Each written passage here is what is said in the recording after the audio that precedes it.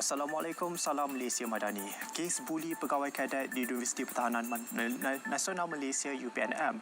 Ketua Polis Negara Tan Sri Razudin Husin memberitahu polis kini telah memulakan siasatan berhubung kes terbabit.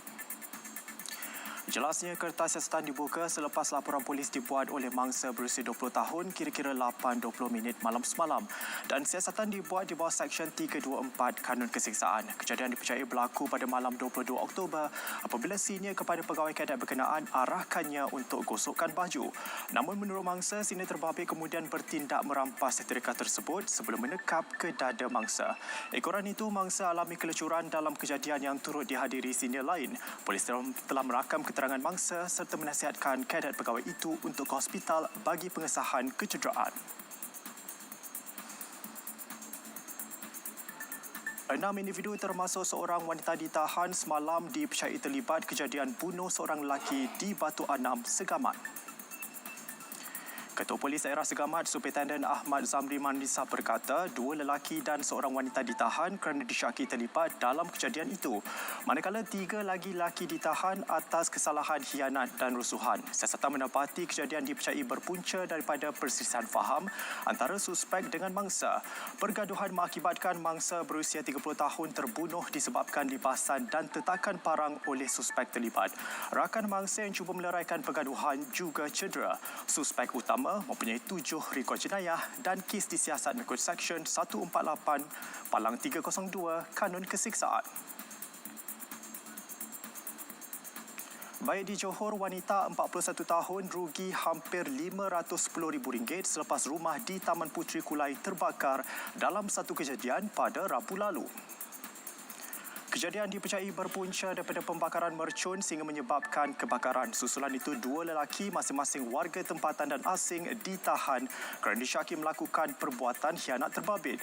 Ketua Polis Daerah Kulai, Superintendent Tan Seng Lee memaklumkan lelaki tempatan ditahan di rumahnya di Taman Sama pada 31 Oktober.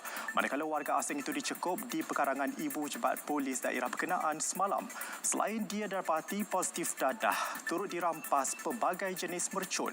Kedua-dua suspek direman sehingga 6 November dan kes disiasat mengikut Seksyen 435 Kanun Keseksaan dan Seksyen 8 Akta Bahan Letupan. Ribut petir diramal berlaku di beberapa tempat di 6 negeri Semenanjung petang ini. Ia melibatkan Perlis, Kedah, Pulau Pinang, Kuala Lumpur dan Johor. Jagaan sama turut diramal berlaku di kawasan pedalaman di Perak, Kelantan, Terengganu, Selangor dan Negeri Sembilan. Di Sabah, ribut petir di beberapa tempat di pedalaman, Pantai Barat, Tawau dan Sandakan. Manakala di Sarawak, Kuching, Serian, Samarahan, Sri Aman, Betong, Sibu, Mukah dan Kapit. 40,000 benih ikan air tawar dilepaskan di perairan Sungai Kampung Kuala Paya, Buluh Kasab, Segamat. Antara benih dilepaskan ikan baung dan lampam. Esko Johor Dato' Zahari Sarip berkata program pelepasan benih ikan air tawar itu bertujuan memelihara sumber bagi membantu meningkatkan stok ikan darat. Selepas 3 hingga 6 bulan pelepasan, nelayan darat setempat boleh memperoleh hasilnya sekaligus dapat menjana pendapatan. Sebelum ini, Jabatan Perikanan Negeri Johor telah melepaskan kira-kira 250,000 benih ikan dan udang di perairan Segamat melibatkan Kampung Tekam, Kampung Codan dan Kuala Paya. Sehingga Oktober lalu, Kerajaan Negeri menerusi Jabatan Perikanan telah melaksanakan program pelepasan umum dan lebih 1 juta ekor benih ikan air tawar spesies kelah, tangas, udang dan galah ke perairan sungai. Mahu beri keselesaan dan mudahkan umat Islam beribadah. Tujuan Persatuan Amal Bakti Perlis sumbang 20 set sejadah kepada Sungai Surau Kampung Bukit Topu, Kuala Perlis. Menurut pengerusinya, Arif Afandi Arifin, sumbangan itu mencerminkan keprihatinan pihaknya terhadap masalah penduduk serta berusaha membantu mengikut kemampuan. Jelas pula, sumbangan sejadah kali ini diberikan susulan pertambahan jumlah penduduk setempat yang menjadikan surau itu untuk solat berjemaah dan penganjuran pelbagai majlis ilmu.